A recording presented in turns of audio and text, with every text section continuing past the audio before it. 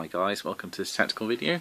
This one is for Eldar in 8th edition, I should say Craftworld Eldar, and this is about the Dire Avengers, which are of course a troops choice in the Codex. Okay, so right off the bat, Dire Avengers cost 3 power or 12 points each. Okay, what you basically have is your typical elf stat line, which is a lot of threes, so weapon skill 3+, ballistic skill 3+, strength and toughness 3, 1 wound each, 1 attack each, leadership 8, which is good because they're aspect warriors, and a 4-up save, which is better than your guardian by 1 point. Of course they move 7 inches, just like most other elves. They are equipped with plasma grenades, which is great, and of course an Avengers Shuriken Catapult. The Avengers Shuriken Catapult is literally the same as the Guardian Catapult, except it costs 4 points and has an extra 6 inches of range, so it's assault 2, which is pretty good. Okay, and of course it's got the rending, blah blah blah, I'm not going to go into that. Okay, the unit comes with 5, you can get an extra 5 for another +3 power if you're using power. Rules wise, they have battle focus, just like everything else, ancient doom, just like everything else. They have battle fortune, which means the Exarch has a 4-up invuln save, which is pretty good. Remember, he has that as standard.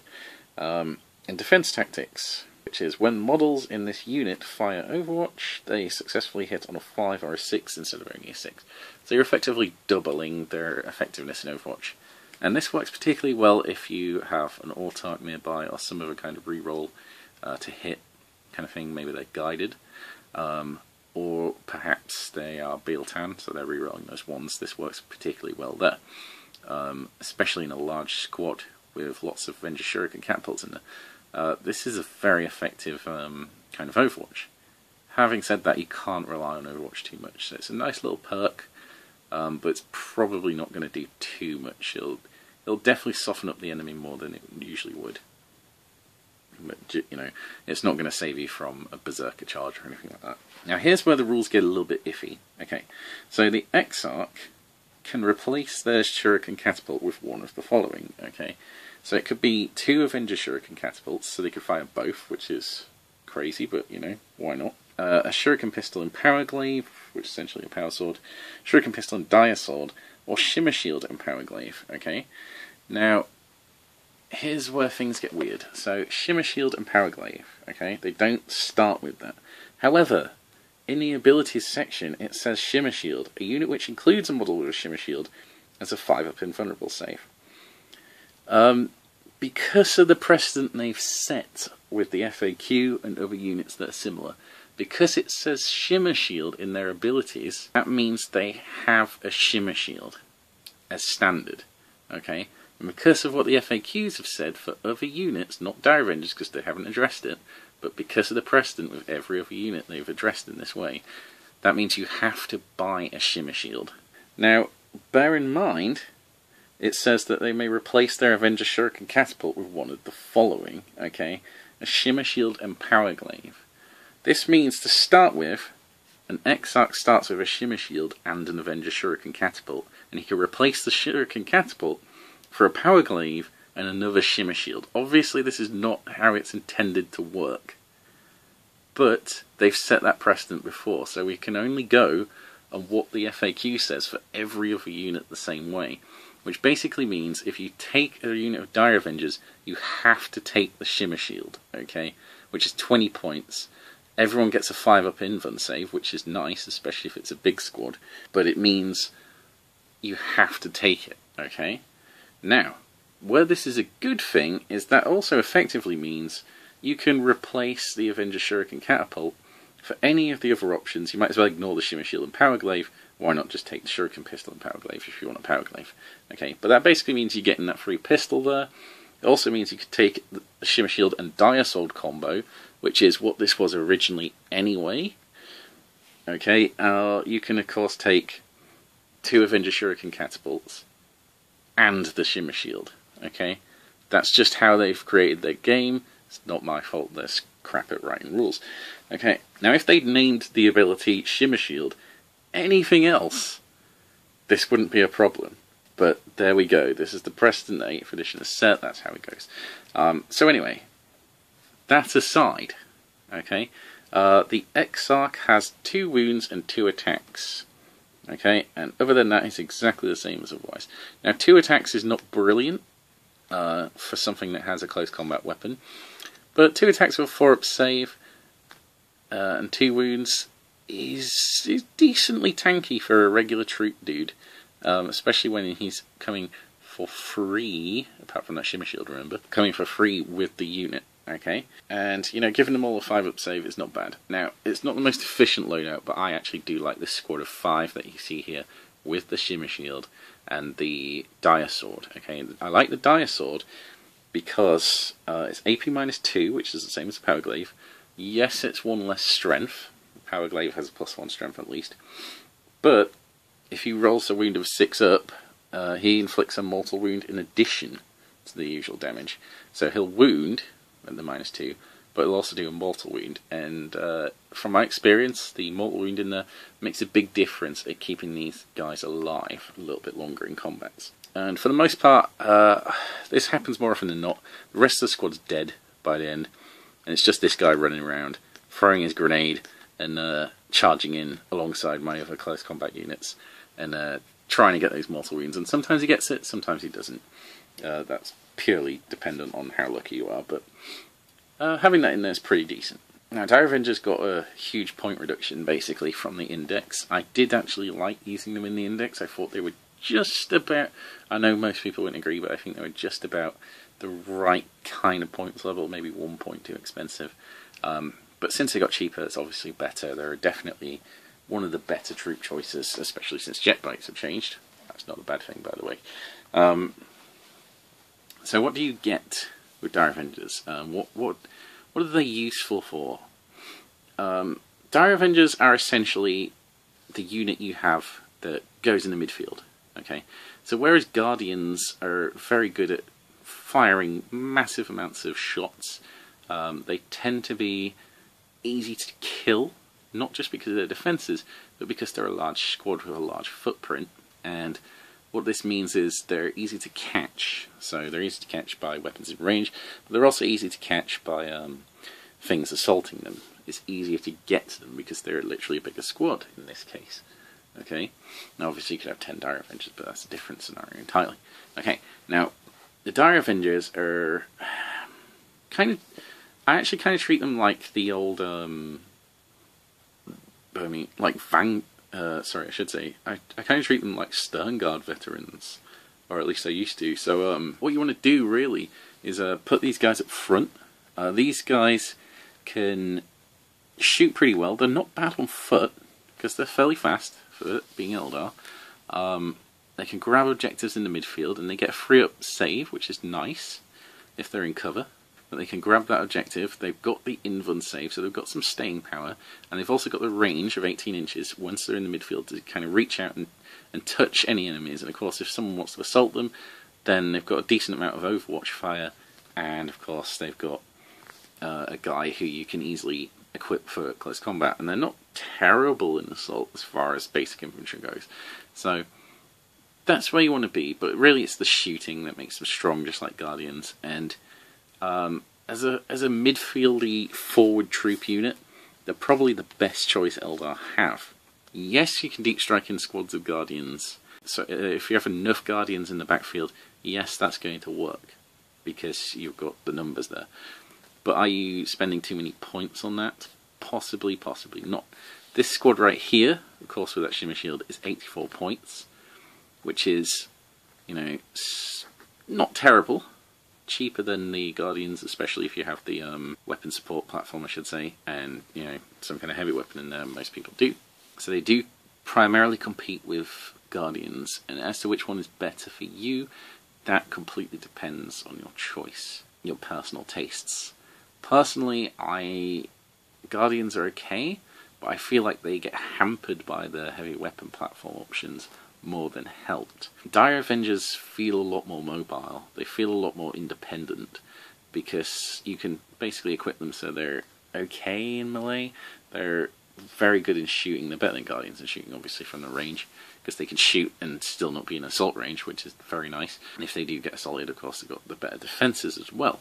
So they're a bit tougher to deal with, and if they lend support to other aspects, say striking scorpions, say howling banshees, shining spears, basically anything that's going forward and disrupting the enemy, that's where the Dire Avengers excel, because they can lend that firepower to them. Really helps soften up the enemy much better than Guardians could in the same scenario, because they need to be closer and more exposed, get in the way, that kind of thing. And, you know, they're, especially when they're a small squad like this, they're not a big enough threat for most people to dedicate too much to. And if, say, these guys will handle a Space Marine tactical squad of the same size, no problem. Same points cost, no problem. These guys will deal with them. Even a Space Marine squad that's a bigger size, provided you get the drop on them, you're in a favourable position, which isn't too difficult to get. Don't forget you've got battle focus after all. You'll still beat them. You'll still do way more damage to them than they will to you, okay, provided you use them in the correct way. That is what I would recommend, okay. Now, if you have a squad of 10, you might consider a Wave Serpent for them.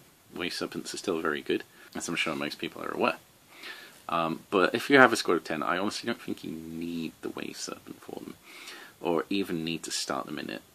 Obviously you might as well if you have the space, because it's less drops on the table. Yeah, they'd be perfectly fine on foot at that point, provided you have enough other stuff going on in your army, you know, to deal with it.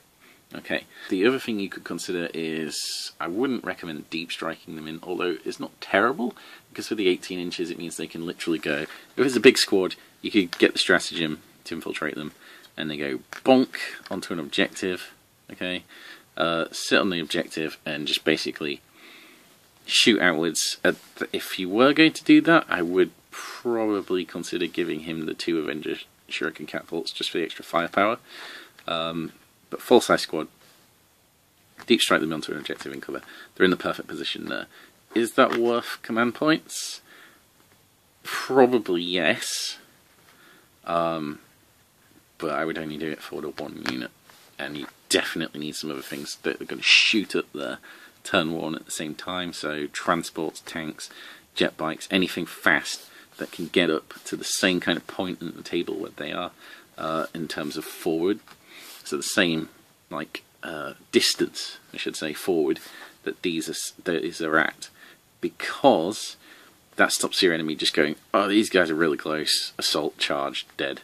Okay, it means, oh my god, look at all this stuff forward, and then these are in the perfect position to sit on that objective and just shoot the crap out of anything. Okay, and then if the enemy does come forward and deal with them, you have all your units around them immediately able to retaliate. Maybe they've overexposed themselves because they've come too far forward, they've exposed their back line so you can get in behind them, or maybe they're just forward, you know, they've brought some token enemy forward towards you, just a few units. Okay, it's too much for the Dire Avengers, but you know, you just peel off a few jet bikes or shining spears, dead, you know. It makes a huge difference. Okay, so if you're going to do it that way, I recommend that. If you have a small squad like this, my preferred transport for them is the Falcon, because the Falcon is a perfectly acceptable battle tank, and it's very maneuverable, and it does its own kind of job, basically, and it ties in well in that it can be very versatile, like the Dire Avengers, so it's a good transport for them. And you can even put a Warlock in there if you wish. A Warlock with Protect means that these guys in cover can have a 2-up armor save and a 4-up invulnerable, or a 3-up invulnerable on the Exarch, which is actually very, very good. So, not terrible, you know. Or you could put a Farseer in there, give them guide, or you could put an Autarch in there, which, you know, makes their shooting way more effective. They have a close combat element then, potentially, depending on how you equip him, or he's a decent all-round shooter as well. There's a few ways you could do this, and the good thing is they're pretty cheap as far as Eldar goes, for what they do. So if you haven't used Dire Avengers yet, I recommend you give them a whirl. It's kind of hard to explain their niche, because basically when it comes to Eldar, everything is super specialist. It's what makes them so powerful. They have effectively the best unit for every task, okay? Dire Avengers are strange, because Dire Avengers are kind of more versatile than anything else Eldar have, for the most part. Okay, they're built to be more like a Space Marine Stern Guard squad, as I mentioned before. vicious shooting, and they want to be shooting if they can. But, you know, if they can't, then they're not terrible at being in close combat. If you've got a small squad, especially with the Exarchs, you can have multiple of these. That's actually potentially quite scary. They're a good little screen unit for the Overwatch, but they're also a good unit to just go forward and hold an objective in small squads, in transports, that kind of thing. And that's effectively what you always want to be doing if you can, because that's what wins you the games. I'm not sure I was clear before, but if you were going to deep strike them in, because they've got those 18-inch guns, you can deep strike much further away or much higher up on a tower or something, still be in range and be out of charge range. And, you know, it doesn't matter. Just because you can deep strike at 9 inches or greater away doesn't mean you need to be as close as possible to the enemy.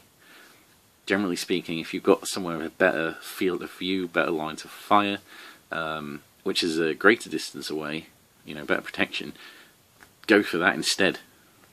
It's better than just getting as close as possible. But that's a mistake I see a lot of people make, which I think is strange. But there we go. So that's basically it for Dire Avengers. Hopefully this video is useful for you. They require quite a lot of nuance, which is strange. They're not as direct as a lot of Eldar things, but I've been having a lot of success with them. I'm enjoying them, and I think they always perform a decent role. And provided what else you have in your army, they might go the entire game untouched. Ooh, I should mention one thing you can consider is multiple squads of Dire Avengers. So Dire Avengers spam, which is not a terrible idea. So full-size squads. You may want one of the Craftworld attributes where you, what is it, the Yandan one, where you only lose one model to morale tests, or of course Bealtan, which makes these even better. Ooh, Bealtan. Or even Away for the Feel No Pain. That's going to make them very annoying if they're all in cover. But full squads of these, they're speedy enough to get forward. Don't forget, battle focus means they can shoot full capacity even if they're advancing, you know. So, pretty damn fast. They're basically as fast as most transports in the game, even on foot. But multiple squads of these with the right kind of support, well, it's going to be a hell of a lot of shots coming at your enemy, and it's effective shooting, remember. You know, so not a bad anti-infantry option whatsoever. Now that's a commitment, and the models are still very expensive for what you get, which is the biggest drawback with Dire Avengers at the moment, I think, personally. But you know, if you've got a bunch already, worth considering. Otherwise, a single small squad will actually benefit your army quite a lot. Just like this one, it's actually done quite a lot for me over the several games, so yeah, definitely worth considering adding. Alright, so finally, that is it for the Dire Avenger video. Hopefully it was useful, as I've already said. If you liked it, remember to click the like button below. Don't forget to comment if you have any feedback, any suggestions, any ideas, or you disagree with any parts of this video. Don't forget to let me know. Alright, and of course subscribe for more videos like this in the future. Thanks for watching. See you next time.